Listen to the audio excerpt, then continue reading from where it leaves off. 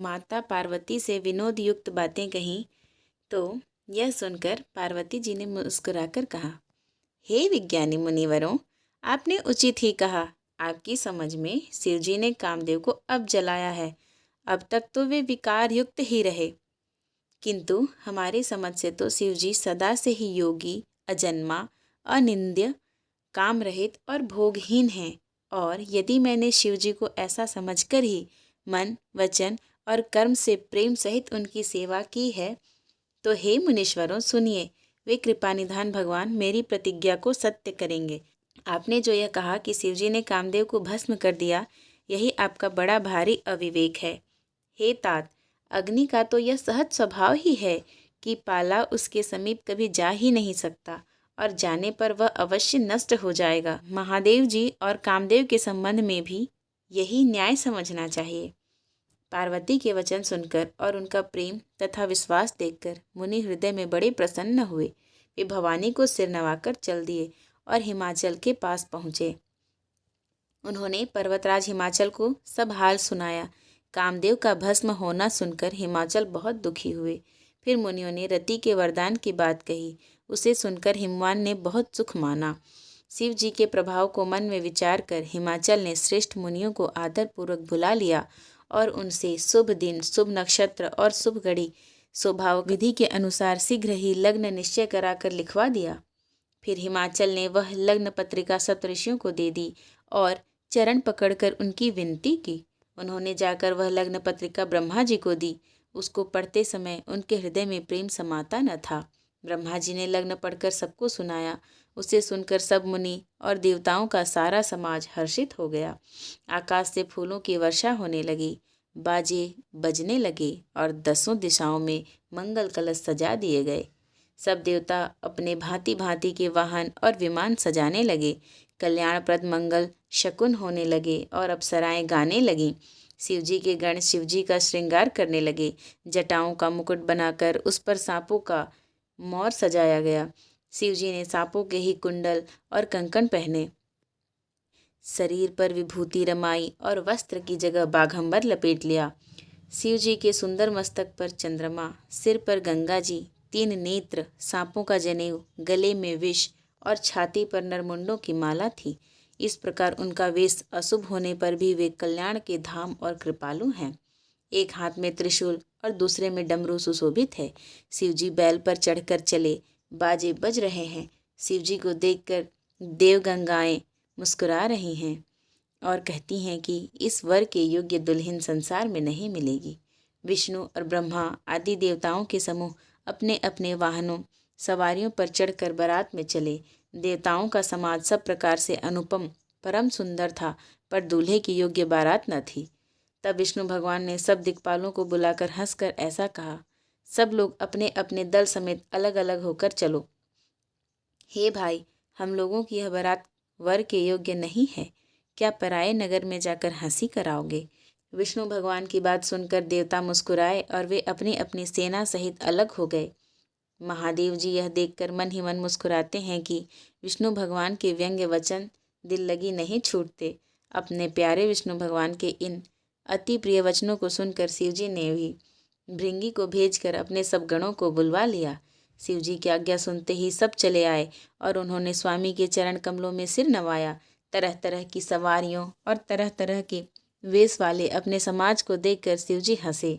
कोई बिना मुख का है, किसी के बहुत से मुख हैं, कोई बिना हाथ पैर का है तो किसी के कई हाथ पैर हैं, किसी के बहुत आँखें हैं तो किसी के एक भी आँख नहीं है, कोई बहुत मोटा ताजा है तो कोई बहुत ही दुबला पतला है, कोई बहुत दुबला, कोई बहुत मोटा, कोई पवित्र और कोई अपवित्र वेश धारण किए हुए है, भयंकर गहने पहने, हाथ में कपाल लिए हैं और सब के सब शरीर में ताजा खून लपेटे हुए हैं।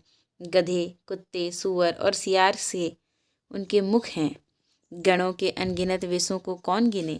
बहुत प्रकार के प्रेत, पिशाच और योगिनियों की जमाते हैं, उनका वर्णन करते नहीं बनता। भूत प्रेत नाचते और गाते हैं। वे सब बड़े मौजी हैं, देखने में बहुत ही बेढंगे जान पड़ते हैं और बड़े ही विचित्र ढंग से बोलते हैं। जैसा दूल्हा है अब वैसी ही बारात बन गई है। मार्ग में चलते हुए भांति भांति के कौतुक तमाशे होते जाते हैं। इधर हिमाचल ने ऐसा विचित्र मंडप बनाया कि जिसका वर्णन नहीं हो सकता। जगत में जितने छोटे बड़े पर्वत थे जिनका वर्णन करके पार नहीं मिलता, तथा जितने वन, समुद्र, नदियाँ और तालाब थे, हिमाचल ने सबको न्योता भेजा। वे सब अपने इच्छानुसार रूप धारण करने वाले सुंदर शरीर धारण कर सुंदरी स्त्रियों और समाजों के साथ हिमाचल के घर गए। सभी स्नेह सहित मंगल गीत गाते हैं। हिमाचल ने पहले ही से बहुत से घर सजवा रखे थे। यथा योग्य उन स्थानों में सब लोग उतर गए। नगर की सुंदर शोभा देखकर ब्रह्मा की रचना चातुरी भी तुच्छ लगती थी। नगर की शोभा देखकर ब्रह्मा की निपुणता सचमुच तुच्छ लगती है। वन, बाग, कुएं, तालाब, नदियाँ सभी सुंदर हैं, उनका वर्णन कौन कर सकता है। घर घर बहुत से मंगल सूचक तोरण और ध्वजा पताकाएं सुशोभित हो रही हैं। वहाँ के सुंदर और चतुर स्त्री पुरुषों की छवि देखकर मुनियों के भी मन मोहित हो जाते हैं। जिस नगर में स्वयं जगदम्बा ने अवतार लिया, क्या उसका वर्णन हो सकता है। वहाँ रिद्धि, सिद्धि, संपत्ति और सुख नित नए बढ़ते जाते हैं। बारात को नगर के निकट आई सुनकर नगर में चहल पहल मच गई, जिससे उसकी शोभा बढ़ गई। अगवानी करने वाले लोग बनाव श्रृंगार करके तथा नाना प्रकार की सवारियों को सजाकर आदर सहित बारात को लेने चले।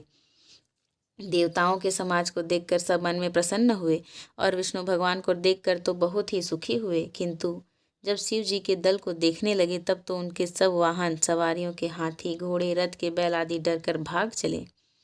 कुछ बड़ी उम्र के समझदार लोग धीरज धरकर वहां डटे रहे। लड़के तो सब अपने प्राण लेकर भागे। घर पहुंचने पर जब माता पिता पूछते हैं तब वे भय से कांपते हुए शरीर से ऐसा वचन कहते हैं, क्या कहें, कोई बात कही नहीं जाती। यह बारात है या यमराज की सेना। दूल्हा पागल है और बैल पर सवार है। सांप, कपाल और राख ही उसके गहने हैं। दूल्हे के शरीर पर राख लगी है, सांप और कपाल के गहने हैं। वह नंगा, जटाधारी और भयंकर है। उसके साथ भयानक मुख वाले भूत, प्रेत, पिशाच, योगिनियाँ और राक्षस हैं। जो बारात को देखकर जीता बचेगा, सचमुच उसके बड़े ही पुण्य हैं और वही पार्वती का विवाह देखेगा। लड़कों ने घर घर यही बात कही। महेश्वर शिवजी का समाज देखकर सब लड़कों के माता पिता मुस्कुराते हैं। उन्होंने बहुत तरह से लड़कों को समझाया कि निडर हो जाओ, डर की कोई बात नहीं है। अगवान लोग बारात को लिवा लाए। उन्होंने सबको सुंदर जनवासे ठहरने को दिए। मैना पार्वती जी की माता ने शुभ आरती सजाई और उनके साथ की स्त्रियां उत्तम मंगल गीत गाने लगीं। सुंदर हाथों में सोने का थाल शोभित है। इस प्रकार मैना हर्ष के साथ शिव जी का परछन करने चली। जब महादेव जी को भयानक वेश में देखा तब तो स्त्रियों के मन में बड़ा भारी भय उत्पन्न हो गया। बहुत ही डर के मारे भागकर वे घर में घुस गईं और शिव जी जहाँ जनवासा था वहाँ चले गए। मैना के हृदय में बड़ा दुख हुआ। उन्होंने पार्वती जी को अपने पास बुला लिया और अत्यंत स्नेह से गोद में बैठाकर अपने नील कमल के समान नेत्रों में आंसू भरकर कहा, जिस विधाता ने तुमको ऐसा सुंदर रूप दिया, उस मूर्ख ने तुम्हारे दूल्हे को बावला कैसे बना दिया। जिस विधाता ने तुमको सुंदरता दी, उसने तुम्हारे लिए वर बावला कैसे बनाया। जो फल कल्प वृक्ष में लगना चाहिए वह जबरदस्ती बबूल में लग रहा है। मैं तुम्हें लेकर पहाड़ से गिर पड़ूंगी, आग में जल जाऊंगी या समुद्र में कूद पड़ूंगी। चाहे घर उजड़ जाए और संसार भर में अपकीर्ति फैल जाए, पर जीते जी मैं इस बावले वर से तुम्हारा विवाह न करूंगी। हिमाचल की स्त्री मैना को दुखी देखकर सारी स्त्रियां व्याकुल हो गईं। मैना अपनी कन्या के स्नेह को याद करके विलाप करती, रोती और कहती थी, मैंने नारद का क्या बिगाड़ा था, जिन्होंने मेरा बसता हुआ घर उजाड़ दिया और जिन्होंने पार्वती को ऐसा उपदेश दिया कि जिससे उसने बावले वर के लिए तप किया। सचमुच उनके न किसी का मोह है, न माया, न उनके धन है, न घर है और न ही स्त्री है। वे सबसे उदासीन हैं, इसी से वे दूसरे का घर उजाड़ने वाले हैं। उन्हें न किसी की लाज है न डर है। भला बांझ स्त्री प्रसव की पीड़ा को क्या जाने। माता को विकल देखकर पार्वती जी विवेक युक्त कोमल वाणी से बोली, हे माता, जो विधाता रच देते हैं वह टलता नहीं। ऐसा विचार कर तुम सोच मत करो। जो मेरे भाग्य में बावला ही पति लिखा है तो किसी को क्यों दोष लगाया जाए। हे माता, क्या विधाता के अंक तुमसे मिट सकते हैं। वृथा कलंक का टीका मत लो। हे माता, कलंक मत लो, रोना छोड़ो। यह अवसर विषाद करने का नहीं है। मेरे भाग्य में जो दुख सुख लिखा है उसे मैं जहाँ जाऊंगी वहीं पाऊंगी। पार्वती जी के ऐसे विनय भरे कोमल वचन सुनकर सारी स्त्रियां सोच करने लगीं और भांति भांति से विधाता को दोष देकर आंखों से आंसू बहाने लगीं।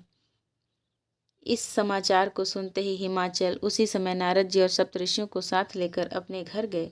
तब नारद जी ने पूर्व जन्म की कथा सुनाकर सबको समझाया और कहा कि हे मैना, तुम मेरी सच्ची बात सुनो। तुम्हारी यह लड़की साक्षात जगत जननी भवानी है। ये अजन्मा, अनादि और अविनाशिनी शक्ति हैं। सदाशिव के अर्धांग में रहती हैं। ये जगत की उत्पत्ति, पालन और संहार करने वाली हैं और अपनी इच्छा से ही लीला शरीर धारण करती हैं। पहले ये दक्ष के घर जाकर जन्मी थीं। तब इनका सती नाम था। बहुत सुंदर शरीर पाया था। वहाँ भी सती शंकर जी से ही ब्याही गई थीं। यह कथा सारे जगत में प्रसिद्ध है। जय श्री राम।